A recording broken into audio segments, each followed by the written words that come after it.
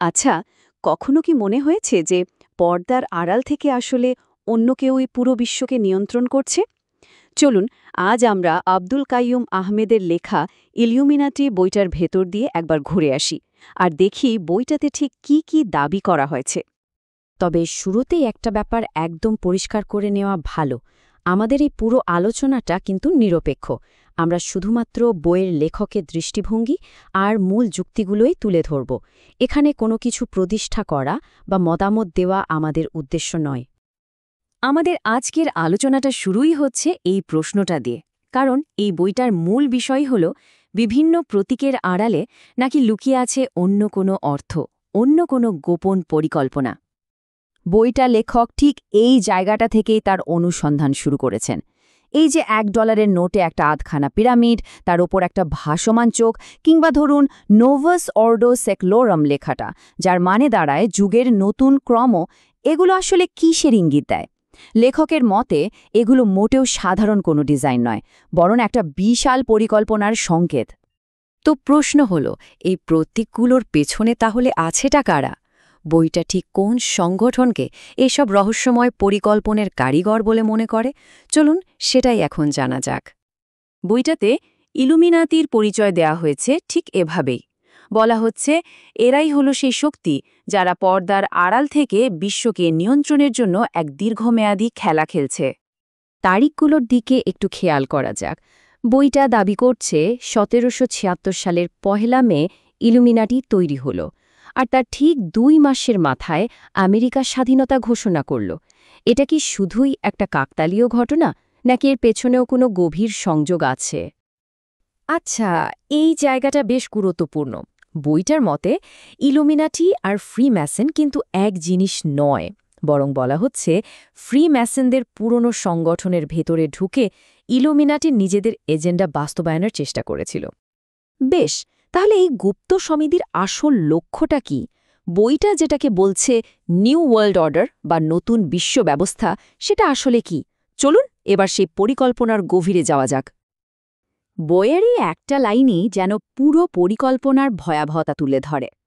লেখকের মতে এটা কোনো সাধারণ ক্ষমতার পরিবর্তন নয়, বরং পুরো বিশ্ব ব্যবস্থাকে ভেঙে গুড়িয়ে দিয়ে নতুন করে সাজানোর একটা নীল নকশা।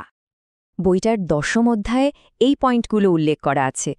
লেখকের দাবি অনুযায়ী এই নতুন ব্যবস্থায় ব্যক্তিগত স্বাধীনতা, দেশের পরিচয়, এমনকি পারিবারিক কাঠামোরও কোনো জায়গা থাকবে না।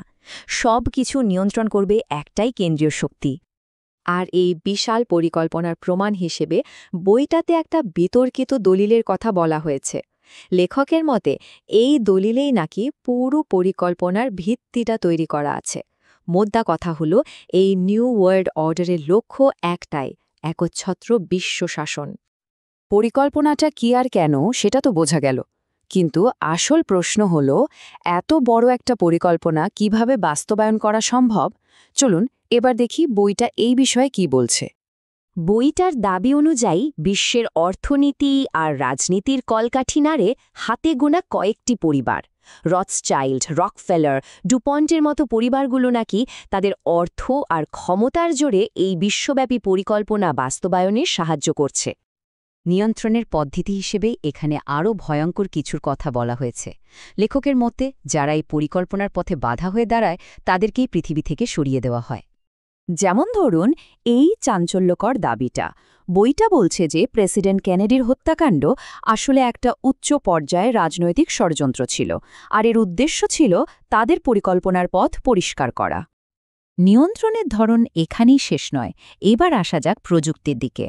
বইটার মতে হার্প নামে যে গবেষণা প্রকল্পটা আছে সেটা আসলে নিরীহ কোনো গবেষণা নয়, বরং এটা এমন এক ভয়ঙ্কর অস্ত্র যা দিয়ে আবহাওয়া আর প্রাকৃতিক দুর্যোগ নিয়ন্ত্রণ করা সম্ভব। ব্যাপারটা সহজভাবে বললে দাঁড়ায়, বইটা দাবি করছে যে HARP প্রযুক্তি দিয়ে বায়ুমণ্ডলকে ব্যবহার করে পৃথিবীর যে কোনো জায়গায় ইচ্ছামতো ভূমিকম্প বা সুনামির মতো দুর্যোগ তৈরি করা যায়।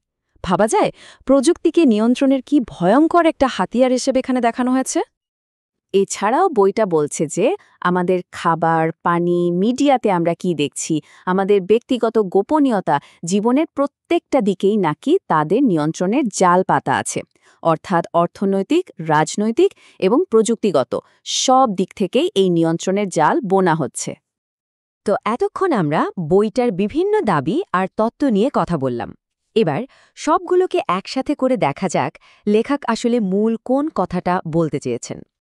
তার মানে মূল কথাটা হলো, আমরা ইতিহাসকে যেভাবে দেখি বইটা সেটাকে পুরোপুরি চ্যালেঞ্জ করছে।